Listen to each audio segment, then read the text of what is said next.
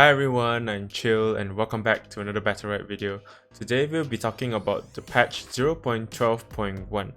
So the patch just landed last night. For me it was last night. And I have played a few games. I say a few, but it's probably around between 10 to 20 games maybe.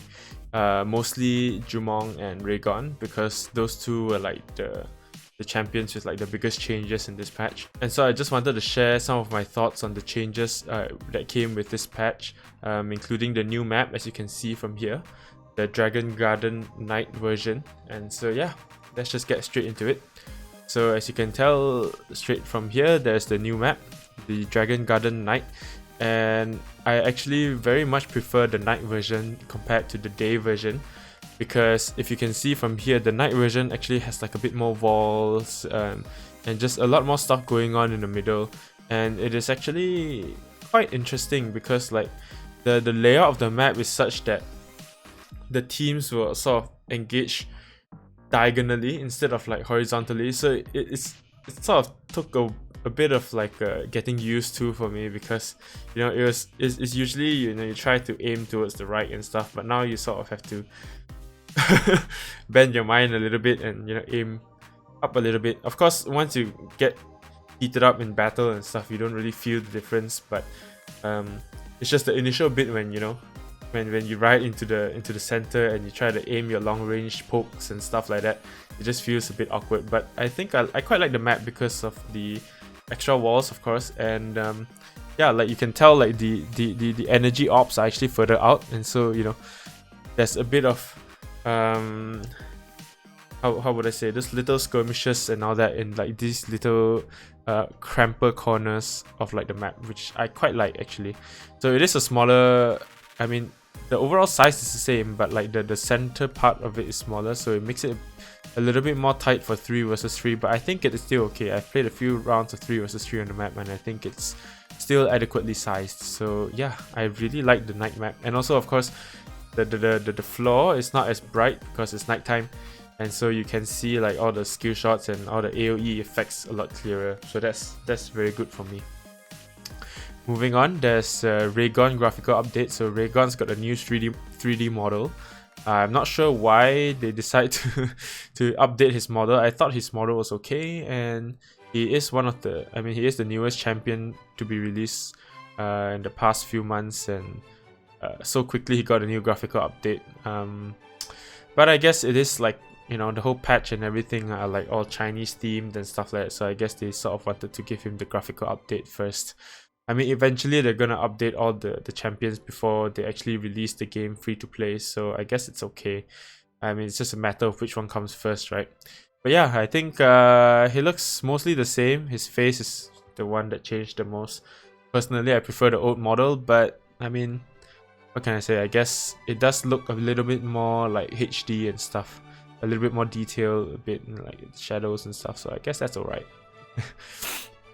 He also got his new legendary outfit, which has a very Japanese Oni theme to it, I guess. And yeah, I like the armor and everything. The thing that makes me a bit is the mask, but yeah, I'm not gonna fuss too much about it. I'm not too worried about the cosmetic stuff. But yeah. Champion update: stealth mechanic. Stealth indicators will no longer show up on the enemy team unless you are the one who entered stealth. What? I'm not too sure what what this means actually. I haven't seen much difference to like the stealth thing, like the eye indicator. So I don't know what this is supposed to mean. If you guys know what this is supposed to mean, please let me know down in the comments below. I'm still not too sure what it is. Moving on, Ismo got a little bit of change to his exhaust Battlerite. So this Battlerite was the one where he could snare people with like 3 shots of his mouse one, and before, when he had his R, his book down on the floor, and it would shoot like 6 to 8 shots like very quickly, right? And whether the shot comes from him or the book, it counts and it will snare the target. But now it only counts if it is all from him or all from the book. So it is a bit of I think it is a bit more balanced now, because previously it was really too easy to snare somebody like almost permanently basically. But yeah, Very welcome change, but certainly for Ismos who are very accurate, I think it wouldn't really change much. He will still be able to snare people like almost 100% of the time if he's like, if he can hit every single shot, So yeah, Jumong's got a lot of changes and buffs really actually. So his Seeker's Mark healed him for more. He's got more energy from his mouse one, which is very welcome because he really needs those energy to sort of survive, whether putting Seeker's Marks on enemies or like his Prowl, which always costs like 25 energy now. So that's really good. A little bit of buff to his EX mouse too, so that the first hit of the Seeker's arrow, the one that which bounced 3 times, applies like the benefits from all the Battlerites. So it can stun, it can deal more damage and stuff like that. So I think it's pretty good actually.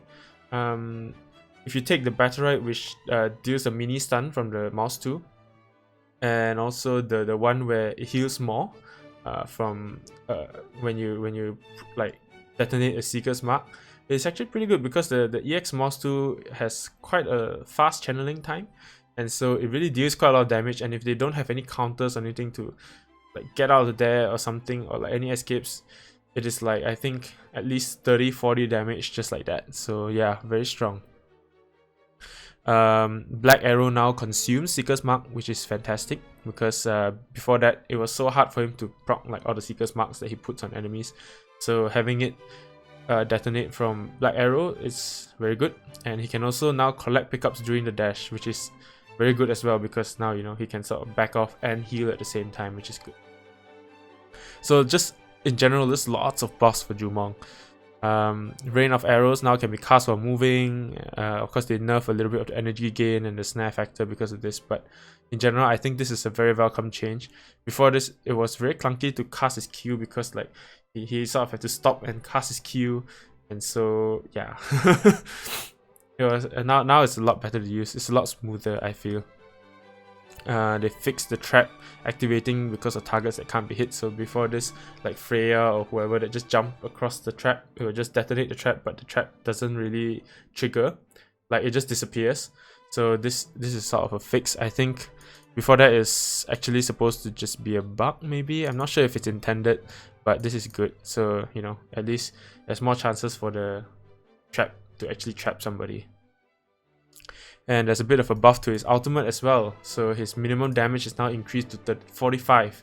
But of course the minimum cast time is increased a little bit, but I think this is very good because of course his ultimate is one of the weaker skills like in his toolkit, so it's definitely welcome that his ultimate is buffed a little bit.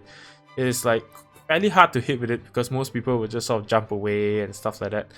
But yeah, so most of the time you'll be like casting it and just releasing it immediately because you want to shoot it as fast as possible and get somebody with it.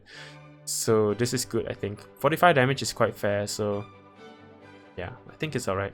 So they of course changed a little bit on his Battlerites and stuff, and he is quite a lot more survivable now. The only thing is this new Battlerite Viper, it says that his haste lasts for 3 seconds. It actually doesn't last for 3 seconds.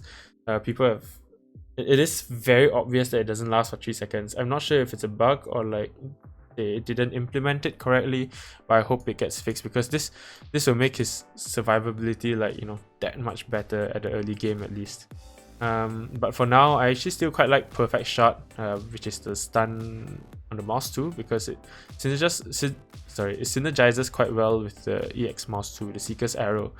But yeah, I think there are a few viable builds now for Jumong. At least after they fix Viper, I think there'll be a few viable builds for Jumong, depending on like who you're fighting and all that.